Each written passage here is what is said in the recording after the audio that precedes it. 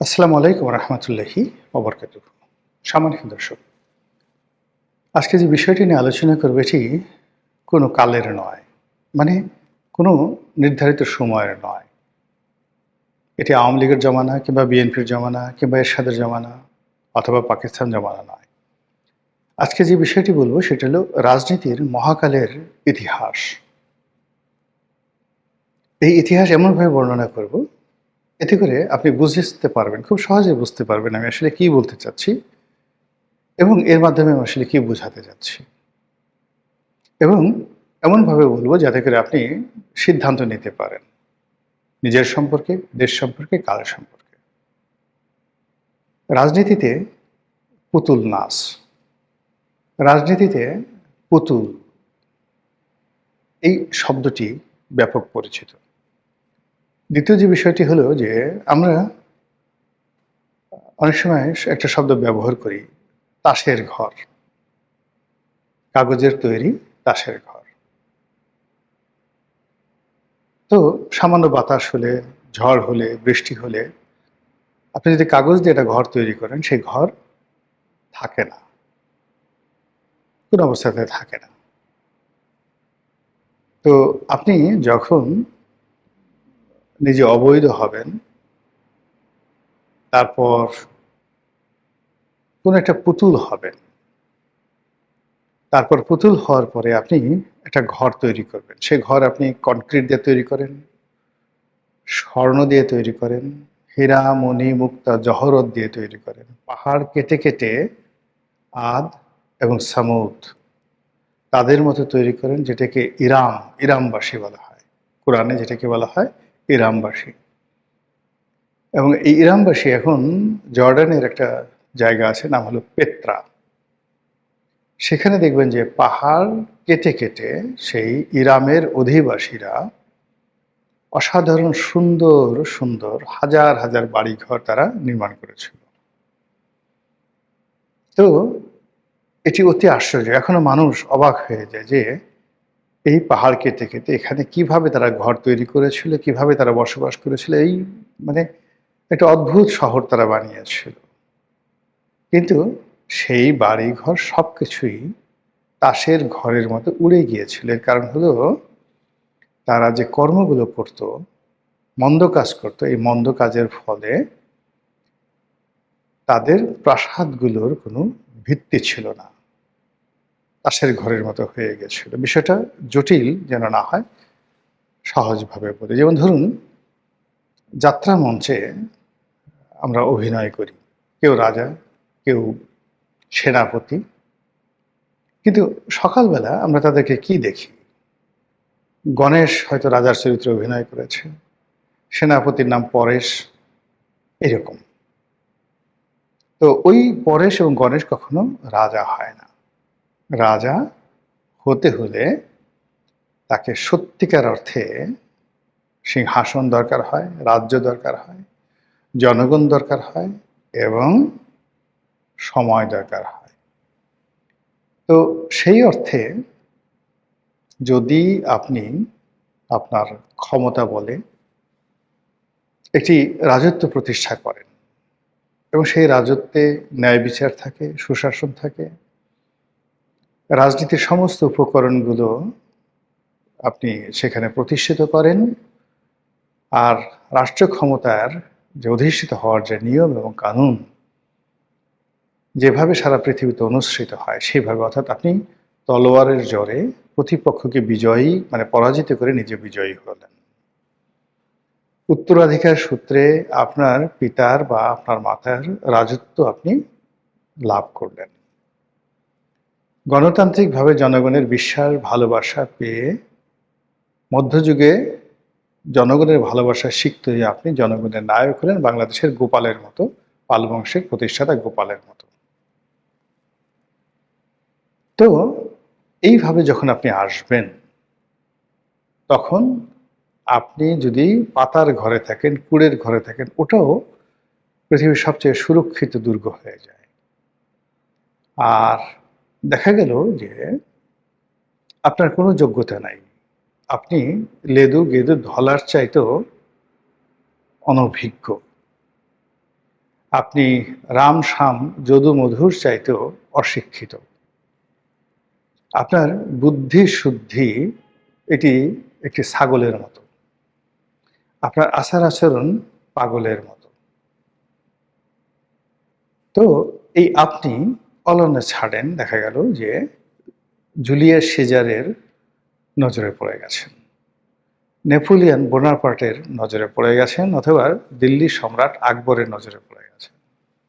যে কোনো কারণে আপনাকে তার ভালো লেগে গেছে। তো তারা হঠাৎ করে সিদ্ধান্ত নিলেন যে আপনাকে যে কোনো দেশের একটা মসনদে বসাবেন। যেই কথা সেই কাজ, রাজা হুকুম দিয়েছেন, সঙ্গে সঙ্গে আপনি সিংহাসনে বসে গেলেন। আপনার জন্য পোশাক বানানো হলো, আপনার জন্য ঘোড়া রেডি করা হলো, রথ, আবার সেই ঘোড়া টানার জন্য আপনার জন্য রথ বানানো হলো, আপনার জন্য মন্ত্রী মিনিস্টার আমির উমরা পায়েক পেয়াদা সব কিছু তৈরি করা হলো, আপনার জন্য হারেম তৈরি করা হলো, দেশ বিদেশ থেকে সুন্দরী রমণী এনে আপনার বাইজিখানাকে ভরিয়ে দেওয়া হলো, সারা দুনিয়া থেকে যত মদ্য আছে সেগুলো এনে সব ভরিয়ে দিল, এবং সবই আপনার যে মালিক জুলিয়াস সিজার, নেপোলিয়ন বোনাপার্ট, আকবর করলেন, এমনি এমনি করলেন। পুতুল, আপনাকে পুতুল বানিয়ে বসিয়ে দেওয়া হলো। তখন আপনি সিংহাসনে বসে যে কর্ম করবেন, সেই কর্মগুলি হবে পুতুলের মতো কর্ম, এবং আপনি যে কাজকর্মগুলো করবেন সেগুলো যেটা লিখিত থাকবে, ইতিহাস হবে, সেইগুলো হবে পুতুল নাচের ইতিকথার মতো। দ্বিতীয়ত হলো যে আপনি যে প্রাসাদে থাকবেন, সেই প্রাসাদ ইট বালু সিমেন্ট, সেই প্রাসাদ মর্মর পাথরের তৈরি হোক, মার্বেল পাথরের তৈরি হোক, সেই প্রাসাদের প্রতিটি আনাচে কানাচে স্বর্ণ দিয়ে মুড়িয়ে দেওয়া হোক, কিন্তু সেটির স্থায়িত্ব হবে জাস্ট লাইক তাসের ঘরের মতো। যে কোনো সময় যে কোনো মুহূর্তে আপনার মালিক আপনার আশীর্বাদ আপনার মাথার উপর থেকে নিয়ে যাবে, আর আপনি সঙ্গে সঙ্গে সেখানে ধসে পড়বেন। যে মানুষ আপনার মালিকের ভয়ে গতকাল সন্ধ্যার সময় আপনাকে কুর্নিশ করেছে, সকালবেলায় এসে তারা আপনাকে খুঁজবে কি করে পাড়া দিয়ে আপনার পেটের নাড়ি ভুড়ি বের করা ফেলা হয়। এটা হলো রাজনীতির ইতিহাস, এবং এই ইতিহাস বহুবার ঘটেছে। ছোট্ট একটা কাহিনী বলি।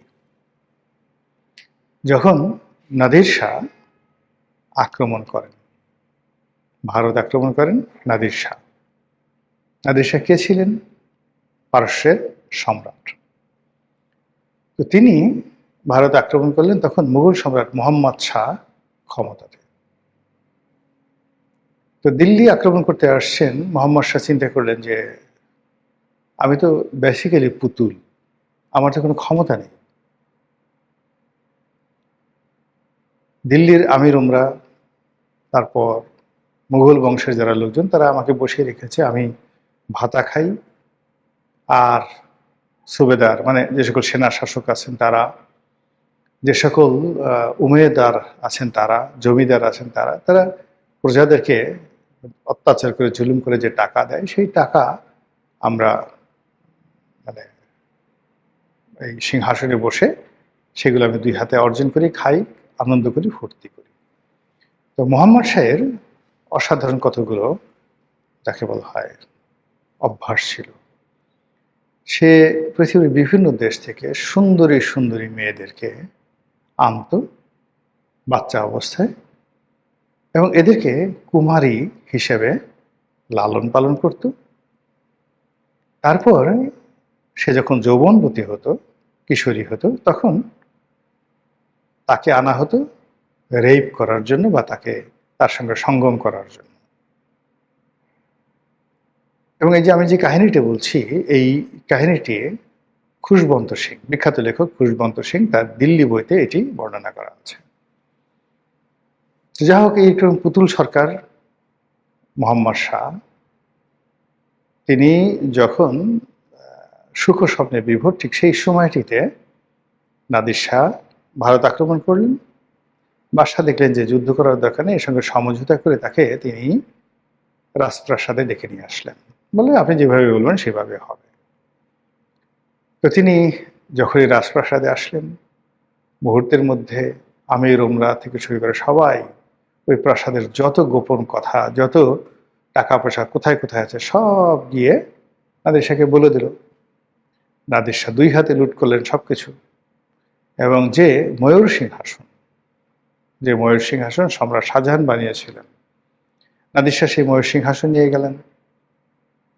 আর ওই প্রাসাদের যে সবচেয়ে সুন্দরী যে মেয়েটিকে তৈরি করা হয়েছিল কুমারী হিসেবে, ওই যে অসাধারণ সুন্দর মেয়েটিকে নাদির শাহ বললেন যে এরকম একটা মেয়ে আছে, ওটাকে নিয়ে আসো।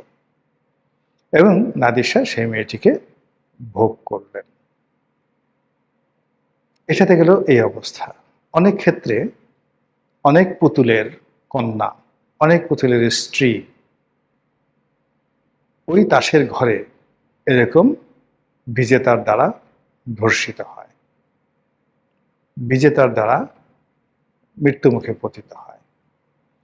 তো কাজেই রাজনীতিতে পুতুল হওয়া, রাজনীতিতে ক্রিয়ানক হওয়া, এটি যে কত বড় ডেঞ্জারাস একটা পুরুষের জন্য, এটা এতটা অবমাননাকার। প্রতিটি মুহূর্তে এক ধরনের পুতুল রাজা, পুতুল শাসক ধর্ষিত হতে থাকে। পুরুষের ধর্ষণ তো আপনি বুঝতে পারেন, নারীর ধর্ষণ যেভাবে মর্মান্তিক, পুরুষের ধর্ষণও মর্মান্তিক। পুরুষদের যখন তার মলদ্বার দিয়ে সেই যৌন কাম করা হয়, এটা একটা, যাকে ধর্ষণ করা হয় যে পুরুষকে, এর চাইতে কষ্টকর আর কিছু হতে পারে না। তো বড় একটা পদ পদবিতে যখন এরকম একজন লোক বসে থাকে, বসে থাকার পর যখন এরকম ঘটনা ঘটে, তখন সেই পুতুলের যে বেদনা, তার যে কষ্ট, তার যে আর্তচিৎকার, সেই আর্তচিৎকার সে ছাড়া আর কেউ অনুভব করতে পারে না। কিন্তু ক্ষমতার লোভ এমন যে ক্ষমতায় যাওয়ার জন্য বহু মানুষ নিজেকে বিক্রি করে, নিজেকে ধর্ষণের জন্য প্রতিপক্ষের হাতে তুলে দেয়, নিজের পরিবার পরিজনকে বিপদ বিপত্তির মধ্যে ফেলে দেয়, তারপরও তাদেরকে পুতুল হতে হবে। কাজেই রাজনীতি করতে হয় নিজের যোগ্যতায়, ক্ষমতায় বসতে হয় নিয়ম মেনে। নিয়মের বাইরে যখনই কোনো কিছু একটা হতে যায়, তখনই সেখানে পুতুল নাচের ইতিকথা তৈরি হয়। এইভাবে তৈরি হয়েছে প্রাচীন দুনিয়ায়, তৈরি হয়েছে মধ্যযুগে, আর আধুনিক কালেও অহরহ তৈরি হয়ে যাচ্ছে। মহান আল্লাহ আমাদের সবাইকে হেদায়েত দান করুন এবং হেফাজত করুন। আসসালামু আলাইকুম ওয়া রাহমাতুল্লাহি ওয়া বারাকাতুহু।